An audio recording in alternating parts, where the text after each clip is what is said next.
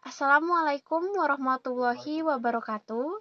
Sebelumnya perkenalkan, nama saya Arnindia Dwi Prananda dengan NPM 101191134 dari kelas manajemen C1 semester 6. Di sini saya akan sedikit memaparkan tentang yang saya pelajari di semester 6, yaitu di pertengahan semester kemarin, yaitu tentang Rasulullah, iman kepada Rasulullah. Banyak hal yang belum saya ketahui tentang kisah hidup Rasulullah. Salah satunya adalah kisah saat Muhammad Shallallahu Alaihi Wasallam dikirimkan burung-burung ababil untuk menjatuhkan batu-batu pembawa wabah penyakit pada pasukan gajah yang sedang berupaya menghancurkan tempat suci bersejarah umat Islam, yaitu Ka'bah. Meskipun kisah tersebut suci dan diterangkan di surah Al-Fil, namun tidak dijelaskan secara gamblang. Di tahun gajah inilah Nabi Muhammad lahir di Mekah dan besar sebagai anak yatim karena ayah Nabi Muhammad, Abdullah, telah wafat sebelum ia lahir. Nabi Muhammad dididik dan dibesarkan oleh seorang ibu yang mulia, yaitu Aminah. Setelah beberapa waktu, sang ibu, kemudian Nabi Muhammad, dibesarkan oleh kakeknya yang bernama Abdul Muthalib. Namun, tak berselang lama, setelah 2 tahun bersama sang kakek tercinta, yaitu harus meninggal dunia, dan mereka harus rela ditinggalkan oleh kepergian sang kakek yang telah turut membesarkannya. Pada usia 8 tahun, setelah kepergian sang kakek, Nabi Muhammad kemudian diasuh oleh pamannya, yaitu Abu Thalib. Meskipun hidup fakir kemudian diasuh oleh pamannya, dan kesulitan dalam mencukupi kebutuhan hidup, namun Abu Thalib adalah seorang dermawan yang rajin berbagi dan bersedekah kepada sesama, meskipun dalam keadaan sulit. Namun, Nabi Muhammad dapat tumbuh dan berkembang dengan baik bersama pamannya. Yang selanjutnya, Ma'rifatul al-Rasul. Ma'rifatul al-Rasul ialah mengenai Rasul-Rasul Allah sejak Adam alaihissalam hingga Nabi Muhammad Shallallahu alaihi wasallam, sehingga kita dapat mengetahui kepribadiannya, perjuangan mereka menegakkan tauhid, serta menghancurkan berhala-berhala demi melawan kemusyrikan. Rasul-rasul adalah suri tauladan yang baik yang dapat meraih sukses dalam kehidupan, membangun kemajuan dan kemanusiaan yang universal dalam kehidupan dunia untuk meraih sukses dunia akhirat. Karena termasuk rukun iman, maka wajib setiap muslim untuk mengetahui sejarah perjalanan hidup para rasul. Selain menganugerahkan manusia kemampuan untuk merasa dan membutuhkan makanan, minum, serta kebutuhan biologis lainnya, manusia juga dibekali perasaan ingin tahu. Keingintahuan manusia itu menghantarkan mereka pada sejumlah penemuan hingga lahirlah sebuah ilmu, seperangkat aturan yang telah disusun secara sistematis untuk mengetahui sesuatu. Untuk mengetahui sesuatu itu, Allah Subhanahu wa Ta'ala membekali manusia akal untuk berpikir. Dalam banyak ayat Al-Quran, Allah Subhanahu wa Ta'ala menggunakan kalimat pernyataan yang diserukan kepada hamba-hambanya untuk mempertegas apakah proses penciptaan langit dan bumi atau yang lebih rumit dari itu, yakni penciptaan manusia yang dapat membuat mereka berpikir dan memperhatikan, seperti dalam surah Az-Zariyat ayat 20-22. Dan di muka bumi ada tanda-tanda kebesaran Allah bagi orang yang yakin. Maka dalam penciptaan diri kalian sendiri, maka apakah kalian tidak memperhatikan? Dan kebesaran Allah di langit, yaitu menurunkan hujan, dan apa yang dijanjikan kepada kalian. Kemampuan berpikir pada manusia memang berbeda-beda, namun sumbernya tetap Allah Subhanahu wa Ta'ala. Pada perjalanan hidupnya, ada sebagian orang yang bersyukur, diberi ilmu yang banyak, Sehingga dengan ilmu itu, ia dapat menyelamatkan manusia lain dari ketidaktahuan, kebodohan, kesesatan, serta ia disadarkan apa yang ia tahu karena Allah. Namun, ada pula manusia yang hilaf atau tidak menyadarkan apa yang telah diketahui karena Allah, bahwa sedikit ilmu yang ia tahu hanyalah seizin Allah. Sama sekali ia tidak pernah bisa mengetahui sesuatu jika Allah tidak memberinya ilmu. Pada golongan kedua, ada perjalanan berharga yang dapat kita ambil dari kisah salah satu seorang Nabi Ulul Azmi, yaitu Nabi Musa alaihi salam dan Nabi Khidir yang Allah urai begitu runut pada surat Al-Kahfi ayat 60 hingga 82. Sudah kita tahu bersama bahwa Nabi Musa alaihi salam Allah berikan keistimewaan. Salah satunya adalah dapat berbicara oleh Allah secara langsung di lembah suci Tua saat ia dan keluarganya melarikan diri dari kekejaman Fir'aun di Mesir. Namun, meski Nabi Musa alaihi salam diberikan kelebihan tersebut, ia diminta Allah untuk belajar kepada Nabi Khidir. Hal ini menunjukkan bahwa kerendahan hati lebih baik daripada takabur. Demikian penjelasan dalam tafsir Al-Marogi. Nabi Musa alaihi salam diperintahkan untuk belajar kepada Nabi Khidir karena ia tidak mengembalikan ilmu yang ia ketahui kepada pemiliknya, yaitu Allah Subhanahu wa Ta'ala. Selain itu, Allah mewahyukan kepadanya bahwa di antara hamba-hambanya ada seorang yang memiliki ilmu dan tidak Allah berikan kepada hamba-hambanya yang lain. Akhirnya Nabi Musa alaihi salam dengan ditemani oleh sahabatnya mencari Nabi Khidir alaihi salam hingga akhirnya dirinya dapat bertemu setelah Allah berikan tanda melalui hilang atau lompatnya ikan yang mereka bawa dengan cara yang tidak biasanya. Pertemuan pun berlangsung dengan baik. Nabi Khidir, sang pemilik ilmu laduni atau ilmu yang langsung diberikan oleh Allah, dengan hangat menyapa Nabi Musa alaihi salam. Nabi Musa pun bersemangat dan mengikuti perjalanan Nabi Khidir. Nabi Khidir memperingati sejak sebelum mereka melakukan perjalanan agar Nabi Musa mampu bersabar dan tidak berkomentar sebagai manusia biasa yang dibekali wahyu. Nabi Musa sempat hilang kesabaran. Ia terus bertanya saat Khidir membocorkan kapal milik nelayan miskin. Terlebih saat Nabi Khidir membunuh seorang anak yang Musa rasa dia anak baik-baik. Kali kedua, Nabi Khidir masih memberikan kesempatan kepada Nabi Musa, meski dengan gusar. Lagi-lagi Khidir memperingatkan agar Nabi Musa alaihi salam mampu menahan diri. Perpisahan mereka pun terwujud di sebuah rumah rubuh yang akhirnya dibangun kembali oleh Nabi Khidir. Disitulah Nabi Khidir mulai menguraikan mengapa ia membocorkan kapal, mengapa ia membunuh anak yang sedang asyik bermain, atau mengapa pula ia berbaik hati membangun rumah rubuh itu sehingga layak ditempati kembali. Semua itu ia lakukan bukan atas dasar kemauannya, tapi atas kehendak dan petunjuk dari Allah Subhanahu wa Ta'ala, Sang Maha Pemilik segala ilmu. Sejak peristiwa itulah, Musa alaihi salam merasa malu kepada Allah. Ia tak layak menyombongkan diri atas apapun yang ia ketahui.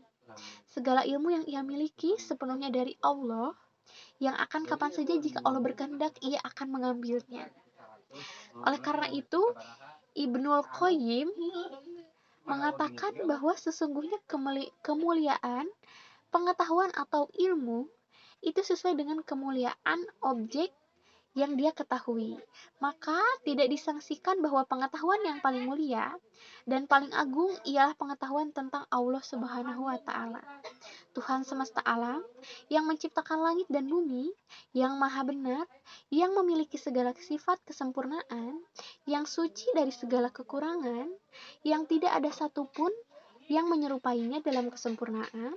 Tidak disangsikan bahwa pengetahuan tentang nama-nama sifat-sifat dan perbuatan-perbuatannya adalah ilmu yang paling tinggi nilainya. Ilmu tentang Allah Subhanahu wa Ta'ala adalah asas dari segala pengetahuan. Sebagaimana keberadaan segala sesuatu tergantung pada keberadaannya. Maha menciptakan, maka seluruh jenis ilmu apapun tanpa terkecuali sangat membutuhkannya untuk merealisasikan keberadaannya.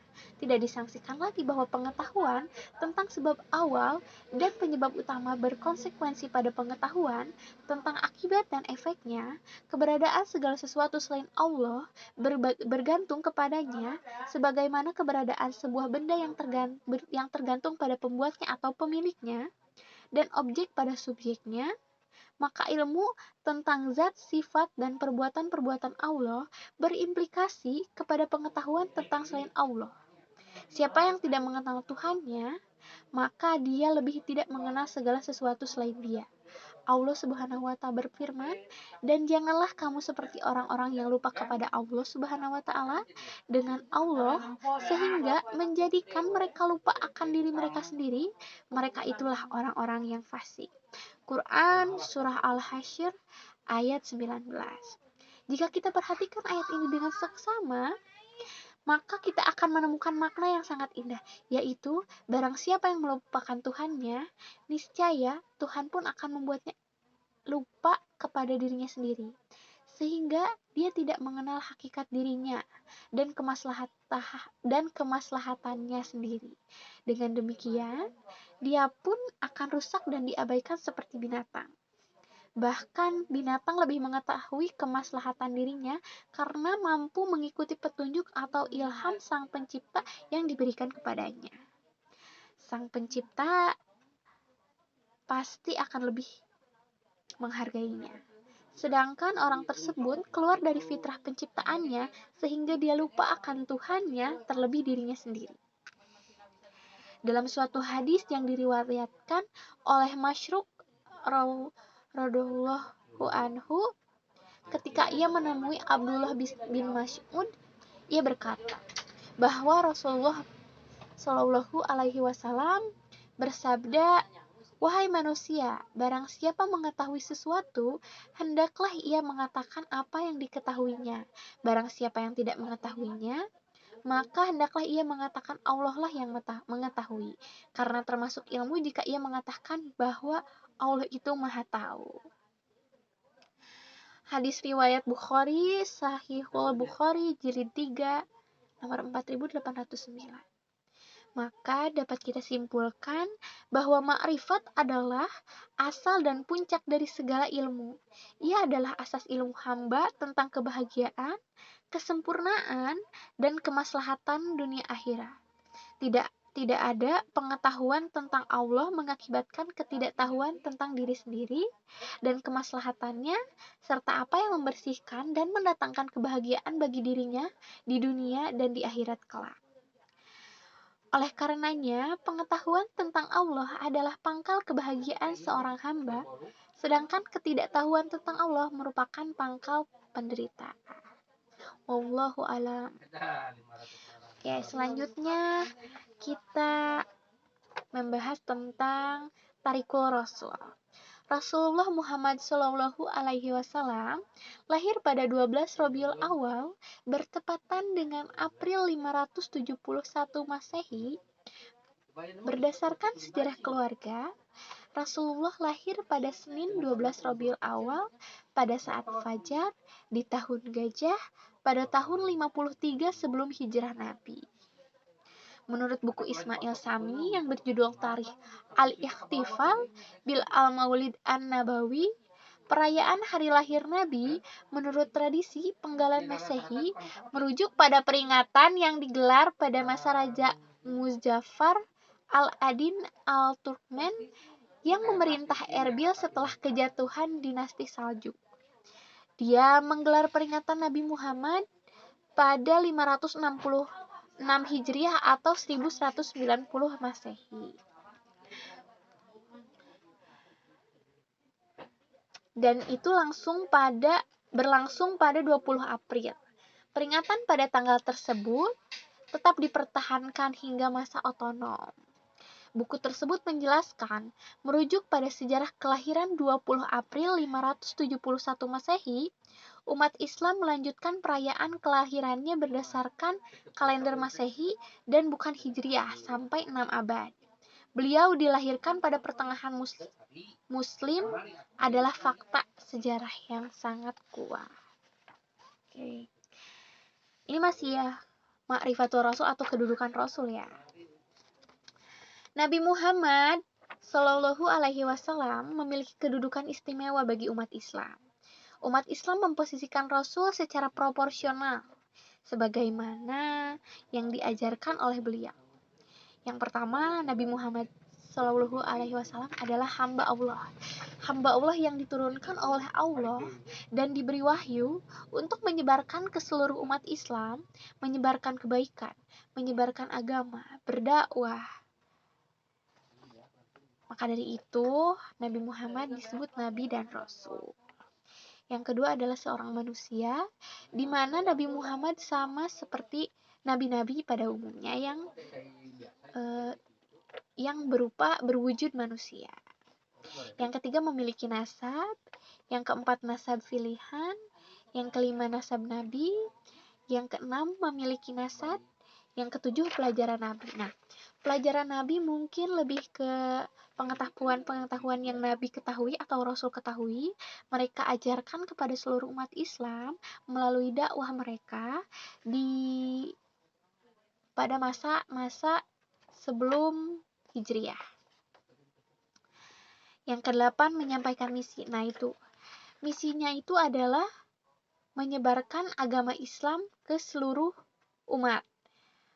Seperti menghancurkan berhala, melawan Fir'aun, menentang para kaum kafir, memusnahkan kaum Yahudi, dan lain-lain. Yang kesembilan menunaikan amanah, yaitu amanah yang disampaikan oleh Allah Subhanahu wa Ta'ala kepada Nabi untuk tetap bersikap sabar dalam menghadapi segala ujian yang Allah berikan, karena dengan hal tersebut ia mampu dan layak dijadikan sebagai nabi atau diturunkan wahyu dan diberi ilham oleh Allah untuk menyebarkan atau menyampaikan amanah dari Allah. Yang terakhir adalah memimpin umat. Mungkin memimpin umat lebih ke pemimpin di suatu perkumpulan, karena pada zaman tersebut tidak hanya umat Islam, tetapi kan ada kaum kafir, kaum Yahudi, dan kaum-kaum lain yang menentang adanya agama Islam. Maka dari itu, Nabi dan Rasul bekerja sama untuk memimpin para umat-umat tersebut menjadi satu dan bersama-sama menyebarkan agama Islam ke seluruh penjuru.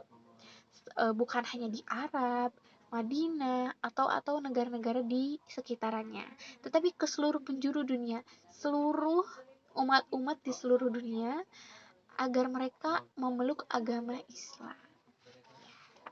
Yang selanjutnya adalah sifatur Rasul. Kita membahas sifatur Rasul. Sifatur Rasul adalah sifat-sifat yang dipunyai dan mustahil ada pada Rasul. Yang pertama adalah sifat-sifat kerasulannya. Yang pertama, al-basyariyatul kamilah atau kemanusiaan seutuhnya.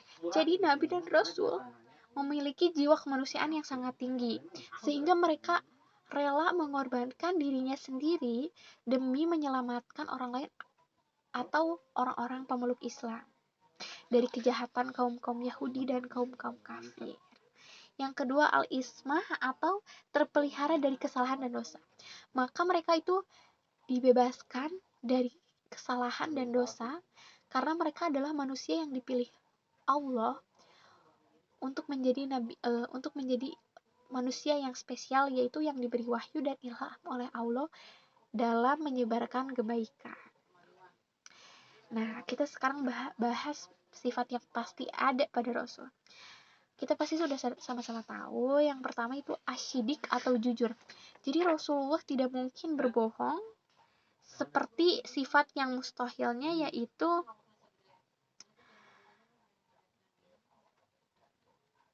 hidib. Asyidik, al-fatonah, al-amanah, dan tablik. yaitu Rasulullah tidak mungkin bohong, Rasulullah pasti jujur. Yang kedua, Rasulullah cerdas dan tidak mungkin bodoh. Yang ketiga, Rasulullah orang yang amanah atau dapat dipercaya. Tidak mungkin Rasulullah berkhianat. Yang keempat, at-tabligh atau menyampaikan risalah, menyampaikan amanah. Nah, itu. Jadi berusaha untuk terus-terusan menyebarkan kebaikan bagi seluruh umat. Oke, yang selanjutnya al-istizamul kamil atau komitmen yang sempurna terhadap kesempurnaan. Berada di atas akhlak yang agung. Maka dari itu Rasulullah ditempatkan oleh Allah di atas manusia-manusia biasa. Manusia biasa dipimpin oleh Rasul dan Nabi dalam menjalankan kehidupan. Seperti diberi arahan atau karena Rasulullah, Nabi dan Rasul sudah diberi ilmu oleh Allah dalam menyebarkan agama Islam, dalam menyebarkan kebaikan secara baik-baik dan berjuang di jalan Allah, sekalipun mereka mengorbankan diri mereka sendiri karena mereka hidup untuk mengabdi kepada Allah.